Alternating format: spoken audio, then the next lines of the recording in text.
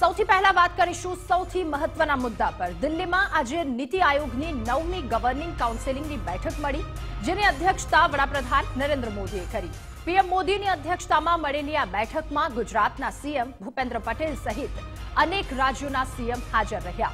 જો કે મમતા બેનર્જી સિવાયના વિપક્ષી મુખ્યમંત્રીઓએ નીતિ આયોગની બેઠકથી થોડી દૂરી બનાવી હતી। જો કે મમતા બેનર્જીએ પણ બેઠકમાં પોતાને બોલવા ન દેવાનો આક્ષેપ લગાવ્યો। મમતા બેનર્જીએ કહ્યું કે એનડીએના મુખ્યમંત્રીઓને 10 થી 15 મિનિટ સુધી બોલવાનો મોકો આપવામાં આવ્યો, પરંતુ મને માત્ર 5 મિનિટ જ બોલવા દેવાય અને 5 મિનિટ બાદ મારું માઇક પણ બંધ કરી દેવાયું। મમતાના આ આક્ષેપો અને ત્યારબાદ રાજકારણ ગરમાયું। જો કે નિર્મલા સીતારમણે મમતાનું જુઠ્ઠાણું ગણાવ્યું। નિર્મલા સીતારમણે કહ્યું કે દરેકને બોલવાનો સમાન અવસર આપ્યો હતો। તો જયરામ રમેશે પણ કેન્દ્ર સરકાર પર એનડીએ સિવાયના રાજ્યો સાથે ભેદભાવ થયાનો આક્ષેપ કર્યો છે અને એનડીએના જ કેટલાક સાથી પક્ષોએ પણ બેઠકથી દૂરી બનાવતા અનેક તર્ક વિતર્કો સર્જાયા। એનડીએના સાથી પક્ષ નીતિશ કુમારે પણ નીતિ આયોગની બેઠકમાં ભાગ નહોતો લીધો, તો પોંડિચેરીના સીએમ અને એનડીએના સાથી એન રંગાસ્વામી પણ આ બેઠકમાં હાજર નહોતા રહ્યા।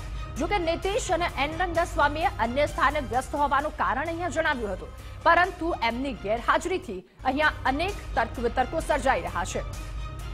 ત્યારે નીતિ આયોગની આ બેઠક અને એનડીએના સહયોગી નીતિશ કુમાર આ બેઠકમાં હાજર ન રહેતા અનેક તર્ક વિતર્કો, અનેક સવાલો ઉઠી રહ્યા છે। એનડીએના કેટલાક મુખ્યમંત્રી પણ ત્યાં ઉપસ્થિત હતા।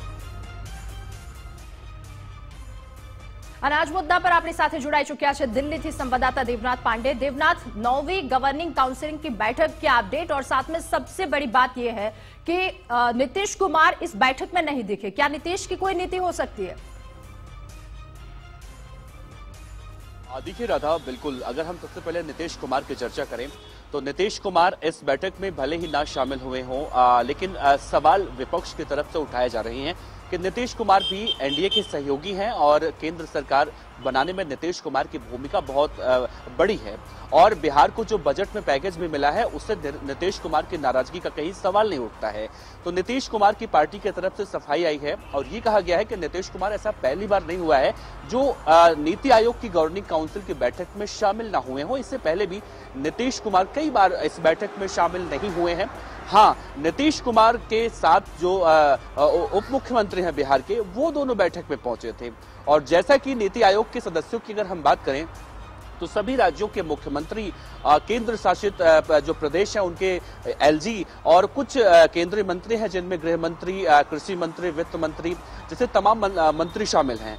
तो ऐसे में नीतीश कुमार की पार्टी की तरफ से सफाई आई है। केसी त्यागी जो जेडीयू के नेता हैं, उन्होंने साफ तौर से विपक्ष पर ही आरोप लगाया है कि नीति आयोग गवर्निंग काउंसिल की जो बैठक थी, इस बैठक में राज्य और केंद्र सरकार दोनों मिलकर आपसी जो समन्वय होता है वो बनाने की कोशिश की जाती है, जिसका सीधा सीधा लाभ राज्य की जनता को होता है। तो ऐसे में सवाल कहीं ना कहीं उठ रहा है जो नीतीश के ऊपर। तो नीतीश कुमार की तरफ से सफाई आई है उनकी पार्टी की तरफ से। तो नीतीश कुमार को अगर हम किनारे रख दें तो इस बैठक में और सभी पहलुओं पर चर्चा करें तो सभी लोग कहीं ना कहीं शामिल थे। ममता बनर्जी जो सुबह से ही इस खबर को लेकर चर्चा ज्यादा हो रही है कि ममता बनर्जी इस बैठक में शामिल हुई। उन्होंने बाकायदा कहा है कि विपक्ष की तरफ से कोई भी इस बैठक में शामिल नहीं हो रहा था, मैं इस बैठक में शामिल हुई। और भी मुख्यमंत्रियों को 10 से 15 से 20 मिनट का मौका दिया जाता है बोलने के लिए, लेकिन जब मैं बोलने आती हूं तो मुझे 5 मिनट भी बोलने नहीं दिया जाता, मेरा माइक बंद कर दिया जाता है। ऐसे तमाम आरोप ममता बनर्जी की तरफ से लगाए गए।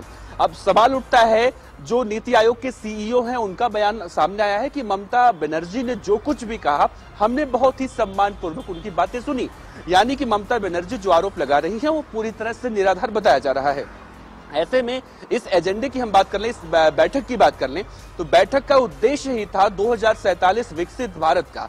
तो ऐसे में सभी मुख्यमंत्रियों को जहां इस बैठक में शामिल होना था तो कहीं ना कहीं विरोधाभास में और राज्यों को नहीं दिया गया, बिहार और आंध्र प्रदेश को दिया गया। इस तरह की बातें करके अब कहीं ना कहीं सवाल खड़े करने वाली बात की जा रही है। लेकिन देखा जाए तो 2047 का जो टारगेट था उसी को लेकर ये बैठक थी। और अगर हम गुजरात का देखें स्पेशल तो गुजरात के मुख्यमंत्री भूपेंद्र भाई पटेल ने तमाम बातें जो कही है इस बैठक में, उसमें ये जरूर निकलकर सामने आता है कि गुजरात की भागीदारी आने वाले समय में 2047 के विकसित भारत के बनाने में कहीं ना कहीं बहुत महत्वपूर्ण भूमिका रहने वाली है। जो आज की जीडीपी 8.5% है पूरे देश की, तो कहीं ना कहीं ये बताया गया है 3.5 ट्रिलियन डॉलर 2047 तक विकसित भारत के में गुजरात की भागीदारी होने वाली है। तो ऐसे में सवाल जी बिल्कुल, धन्यवाद आपका देवनाथ।